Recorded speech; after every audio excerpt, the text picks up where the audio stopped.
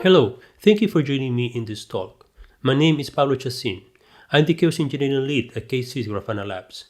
Today, I will be talking about how organizations can build confidence in their ability to withstand failures by shifting left chaos testing. I will be talking about why achieving reliability in modern applications is hard, and how chaos engineering emerged in response to this reality, to help organizations build confidence in their ability to continue operating in the presence of failures. I will also discuss some of the obstacles organizations may face when trying to adopt chaos engineering. I will then introduce chaos testing as a foundation to facilitate the adoption of chaos engineering. Finally, I will exemplify the principle of chaos testing with a case study, and will demonstrate how KCs, an open source reliability testing tool, can be used for developing chaos tests. So let's start. Why achieving reliability in modern applications is hard? Modern applications follow a microservices architecture that leverages cloud-native technologies. This de facto standard has many benefits, but it also increases the complexity of these applications. This complexity is often beyond the ability of engineers to fully predict how applications will behave in production, and how will react to unexpected conditions like the failure of a dependency, network congestion, resource depletion, and others. Under these conditions, applications frequently fail in unpredictable ways. In many cases, these failures are the consequence of misconfigured timeouts and inadequate fallback strategies that create retrying storms and cascading failures. This can be considered defects in the applications. Unfortunately, traditional testing methodologies and tools do not help in finding them, mostly because they manifest in the interaction between services and are triggered by very specific conditions. Implementing tests that reproduce this condition is difficult and time-consuming, and frequently the resulting tests are themselves unreliable because they produce unpredictable results. So, how organizations can build confidence in their ability to withstand these failures? The most common way is by battle testing their applications, procedures, and people by going through incidents. By implementing well-structured post-incident reviews and adopting a blameless culture, organizations can learn from incidents and improve their ability to handle them. But incidents don't make a good learning tool. They are unpredictable.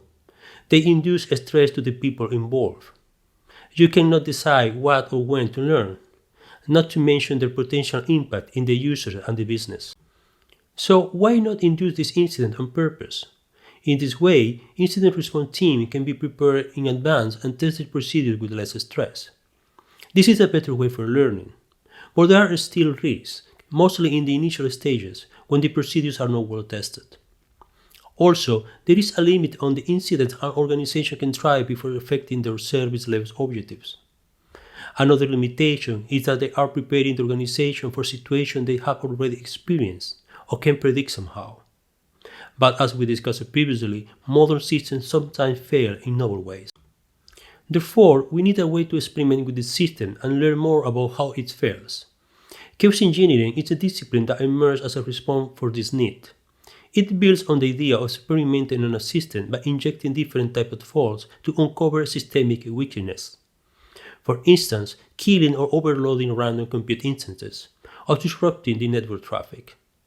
And doing this on a continuous way, making faults the norm instead of the exception, with the intention that developers get used to facing them and therefore consider recovery mechanisms in the design of their applications, instead of introducing them later in response to incidents. This approach has been championed by companies such as Netflix with the iconic Chaos Monkey. But despite its promises, some obstacles still remain for chaos engineering to be adopted by more organizations. First, chaos engineering sets a high adoption bar by focusing on experimenting in production. And we cannot argue against this principle. Nothing can substitute testing the real stuff. Unfortunately, many organizations are not prepared for this. They don't have battle-tested procedures, and the teams may lack confidence in their ability to contain the effects of such experiments. Another significant issue is the unpredictability of the result of these experiments. Killing or overloading instances or disrupting the network may affect multiple application components, introducing unexpected side effects and making the blast radius hard to predict. Moreover, modern infrastructure has many recovery mechanisms that may come into play and interact in complex ways. All these factors made the result of the experiment hard to predict. And this is in part the idea. This is why it is called chaos engineering after all. But this is difficult to test recovery strategies for a specific situation if you cannot reproduce it consistently. Finally, adopting chaos engineering tools can also be challenging. Installing and using them sometimes requires a considerable knowledge on infrastructure and operations. They seem designed by and for SREs and DevOps, and it makes sense as chaos engineering has its roots in these communities. However, this complexity raises the adoption bar for most developers that cannot be self-sufficient when using these tools. In summary, chaos engineering presupposes a level of technical proficiency and maturity that many teams and organizations do not have. So, how more organizations can start building confidence in their ability to withstand failures? Is there an alternative to bungee jumping into chaos engineering in production? We propose shifting chaos testing to the left, incorporating chaos testing as part of the regular testing practices early in the development process, submitting the application to faults that have been identified from incidents, and validating if they can handle them in an acceptable way, implementing and testing recovery mechanisms if not. At the core of chaos testing is fault injection. Fault injection is the software testing technique of introducing errors on a system to ensure it can withstand and recover from those conditions. This is not a novel idea. It has been used extensively in the development of safety-critical systems. However, it has generally been used for testing how applications handle isolated errors, such as processing corrupted data. The challenge for modern applications is to inject the complex error patterns they will experience in their interaction with other components. Fortunately, as explained in this quote from two former members of Netflix Chaos Engineering team, from the distributed system perspective, almost all interesting availability experiments can be driven by affecting latency or the response time. Later in this presentation, we will discuss how this can be achieved using cases. But at the beginning of this presentation, we said that the main challenge of modern distributed applications was their unpredictable behavior under turbulent conditions. Therefore, it is valid to ask what benefits can we expect from testing known faults in controlled development environments. Will this really contribute to improve the reliability of the applications, or will it only create a sense of false confidence? According to a study of failure in real-world distributed systems, 92% of the catastrophic system failures were the result of incorrect handling of non-fatal errors. And in 58 of these cases, the resulting faults could have been detected through simple testing or error handle code. And how hard is to improve this error handle code? According to the same study, in 35% of the cases, the error handle code falls into one of three patterns. It overreacted, aborting the system under non-fatal errors, was empty or only containing a log printing statement. It contained expressions like fix me or to do in the comments. What this study comes to tell us is that there is a significant room for improvement in the reliability of complex distributed applications by just testing the error handle code. And this is what chaos testing proposes. Incorporate the principle of chaos engineering early into the development process as an integral part of the testing practices, shifting the emphasis from experimentation to verification, from uncovering unknown faults to ensuring proper handling of the known faults. By adopting chaos testing, teams can build confidence for moving forward to chaos experiments in production, and then, using the insight obtained from these experiments and from incidents, improve their chaos test, creating a process of continuous reliability improvement. In order to achieve its goal, chaos testing is sustained in four guiding principles. Incremental adoption. Organizations should be able to incorporate chaos testing into their existing teams and development processes in an incremental manner, starting with simple tests so they can understand better how their system handles faults, and then building more sophisticated test cases. Application-centric testing. Developers should be able to reproduce in their tests the same fault pattern observed in their applications, using familiar terms such as latency and error rates, without having to understand the underlying infrastructure. Chaos testing as code. Switching between application testing tools and chaos testing tools will create friction in the process. And as we discussed before, it may reduce the autonomy of developers for creating chaos tests. Therefore, developers should be able to implement chaos tests using the same automation tools they are familiar with. But adoption of chaos as code have other benefits. Developers can reuse log patterns and user journeys from their existing tests. In this way, they can ensure they are testing how the application reacts to faults under realistic use cases. Controlled chaos. Faults introduced by chaos tests should be reproducible and predictable to ensure the tests are reliable. You cannot be confident from flocky tests. Tests should also have a minimal blast radius. It should be possible to run them in shared infrastructure, for example, a staged environment, with little interference between teams and services. Let's put these principles into action using a fictional case study. This case study uses the Sock Shop. This is a demo application that implements an e-commerce site that allows users to browse a catalog of products and buy items from it. It follows a polyglot microservice architecture. Microservices communicate using HTTP requests, and it is deployed in Kubernetes.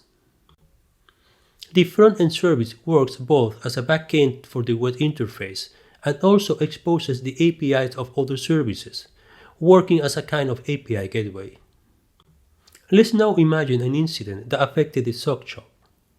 In this incident, the catalog service database was overloaded by long-running queries. This overload caused delays in the request, up to 100 milliseconds over the normal response time, and eventually made some requests fail and return an HTTP 500 error. The catalog service team will investigate the incident to address the root cause. However, the front-end team wonders how similar incidents would affect the service and the end users. To investigate this, let's start with a load test for the front-end service that will serve as a baseline. This test applies a load to the front-end service requesting products from the catalog. The front-end service will make requests to the catalog service.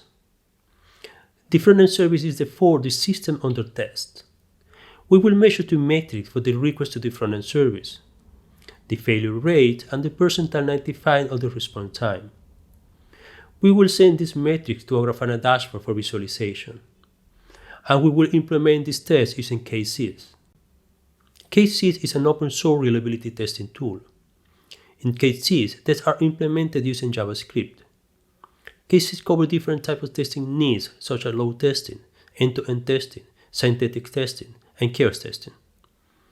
It can send test results to common backends such as Prometheus. Its capabilities can be extended using a growing catalog of extensions, including Kafka, NoSQL databases, Kubernetes, SQL, and many others. Even when we are not going into too much detail in this example, there are some concepts that are useful for understanding the code we will be discussing next. In KSys, user flows are implemented as JavaScript functions that make requests to the system under test, generally using a protocol such as HTTP if we are testing an API, or a simulated browser session if we are testing the user interface. The results of these requests are validated using checks. Scenarios describe a workload in terms of a user flow, a number of concurrent users, the rate at which the user may request, and the duration of the load.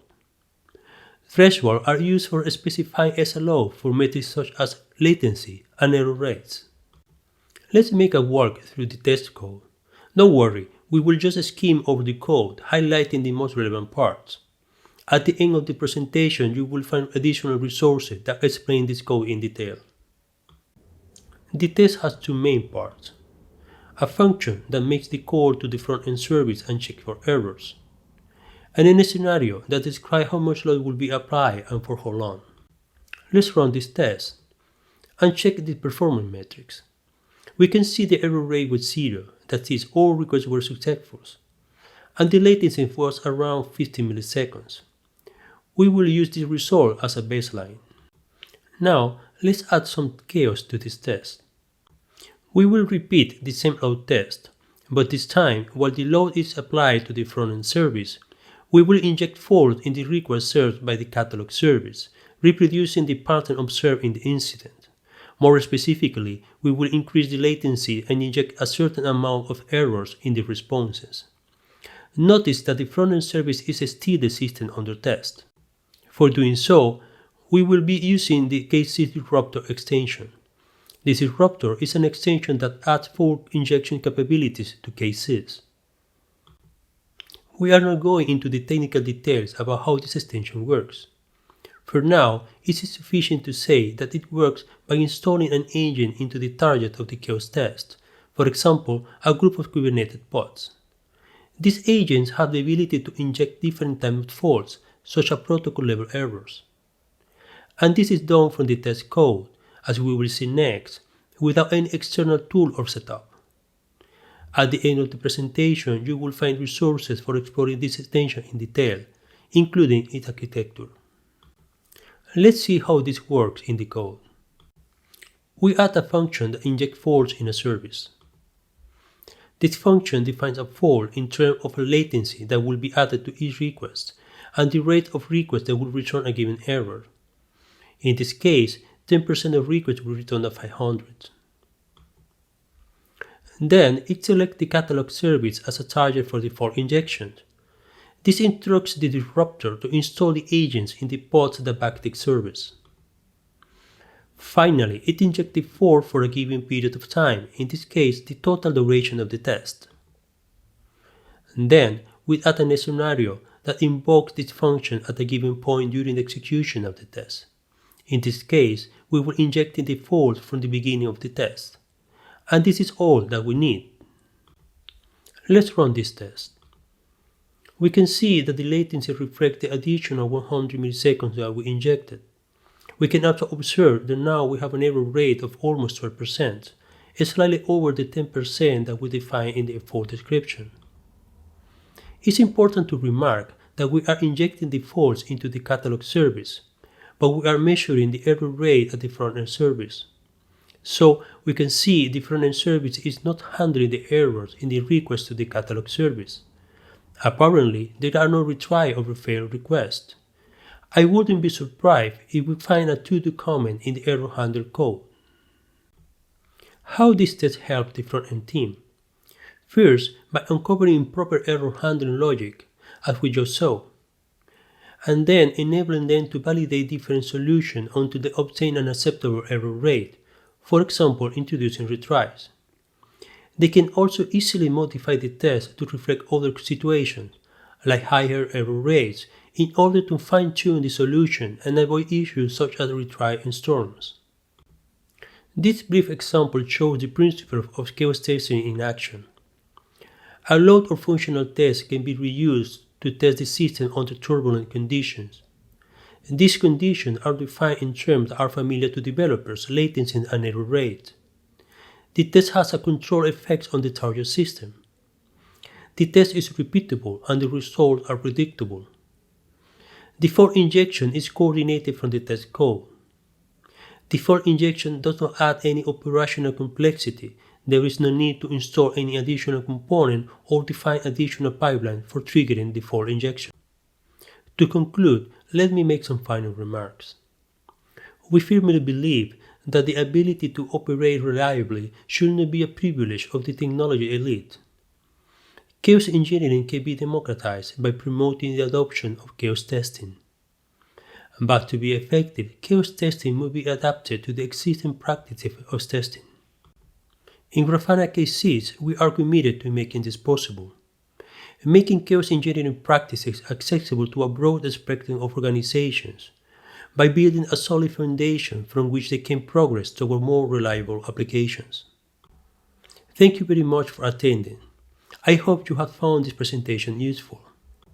If you want to learn more about chaos testing using K6, you may find these resources useful.